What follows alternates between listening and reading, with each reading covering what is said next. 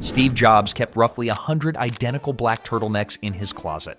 Enough, by his own count, to last the rest of his life. Not 100 similar sweaters. The same sweater, ordered 100 times over. It wasn't hoarding, it was an intentional decision, made once and never made again for the next 2 decades. This is the story of where that decision came from. A company uniform his own employees rejected, a friendship with one of Japan's most respected designers, and a theory about clothing that traces directly back to how Jobs designed everything else he ever made, including an iPhone.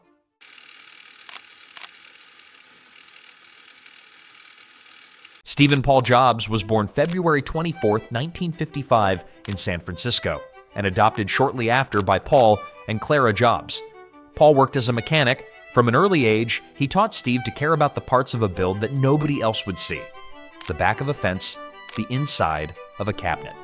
It's a small detail, but it's one Jobs referenced years later when explaining his own standards for design. Jobs enrolled at Reed College in 1972 and dropped out within a semester, though he continued auditing classes that interested him, including one in calligraphy, studying typefaces, letter spacing, and the space between letters. He later said none of it seemed practical at the time. A decade later, that same attention to spacing and type would shape the fonts built into the first Macintosh. The thread running through both of these early influences, his father's insistence on unseen detail, and a college class about the shape of letters, is the same one that eventually reached his closet. The belief that form, even in places no one is required to notice, is worth getting right. That belief hadn't yet extended to his own wardrobe. Through Apple's early years and its 1980 public offering, Jobs moved between countercultural informality and occasional stiff business attire for investors and press. By most accounts, a compromise he never fully settled into. He hadn't yet found a version of dressing right that felt like his own design. That would change after a trip to Japan.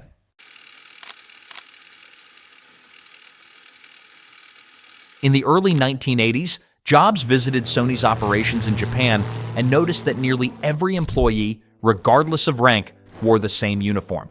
He asked Sony's chairman, Akio Morita, why. Morita's answer went back to 1946. In the aftermath of the Second World War, many workers had no proper clothes at all, and companies, including Sony, began providing uniforms out of necessity.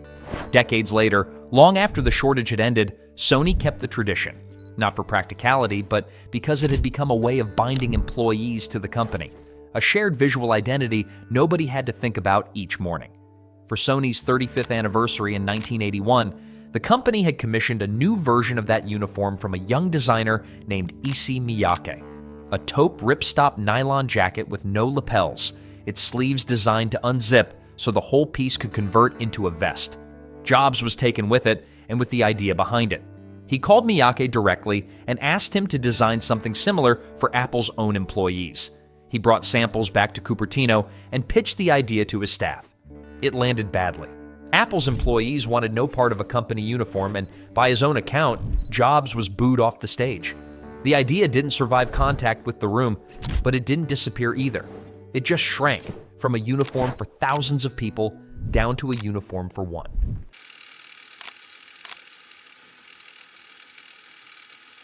Jobs stayed close with Miyake after the failed pitch, visiting him in Japan over the years that followed. At some point, he asked for something simpler than a corporate uniform, a supply of the black turtlenecks Miyake made and sold retail for around $175 each. Miyake obliged. He made me like 100 of them, Jobs later told Isaacson, and I have enough to last for the rest of my life. It's worth noting when this actually took hold. By 1991, 6 years into his exile from Apple, running Next and Pixar rather than the company that made him famous, Jobs was already wearing the turtleneck in public. The uniform wasn't a branding decision cooked up for his triumphant 1997 return to Apple. It had already become who he was, years before there was any stage to perform it on. Paired with Levi's 501 jeans and New Balance 991 sneakers, it became fixed. The same 3 items, worn to interviews, product launches, and eventually nearly every public appearance for the rest of his life. Jobs gave 2 reasons for it. One was convenience, removing a small daily decision that, multiplied across years, added up to real mental overhead. The other was recognition. a fixed look that made him identifiable at a glance, without a word said. Neither reason was really about clothing. Both were about reduction, the same instinct that led Apple to ship a computer with one mouse button instead of two, or a phone with one button on its face instead of a dozen. Jobs spent his career removing things that didn't need to be there. At some point, without much ceremony, he pointed that same instinct at himself. In a world where inspiration knows no borders, finding the right designer shouldn't either. That's the idea behind Tuwonks, a platform that connects you with talented fashion designers and the latest design trends from around the world. Whether you're looking for a custom creation or fresh inspiration for your next outfit, Tuwonks brings expert design closer to you wherever you are. Download the Tuwonks app today and discover a world of fashion, creativity, and design at your fingertips.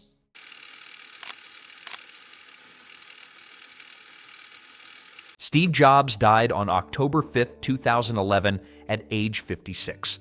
The reaction to his death said almost as much about the turtleneck's power as the 2 decades that preceded it.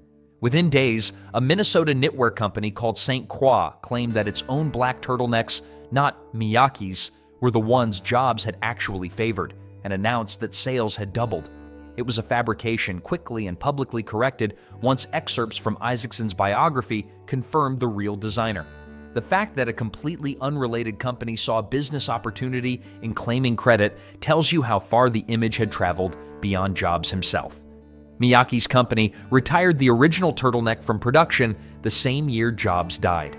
It stayed off the market for 6 years until 2017, when a Miyake protege, designer Yusuke Takahashi, released a new version called the Semi-Dull Tee, a deliberate echo of the original, not a straight reissue priced at $270.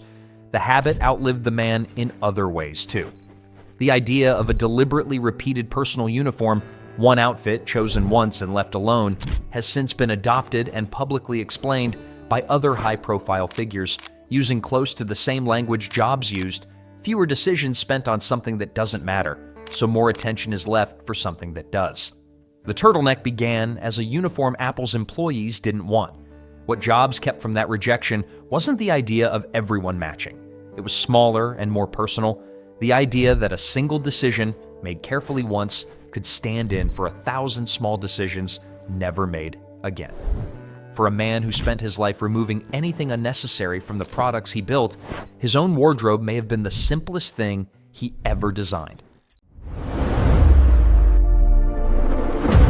Download the Tuwonks app for free today to sell and buy your fashion products.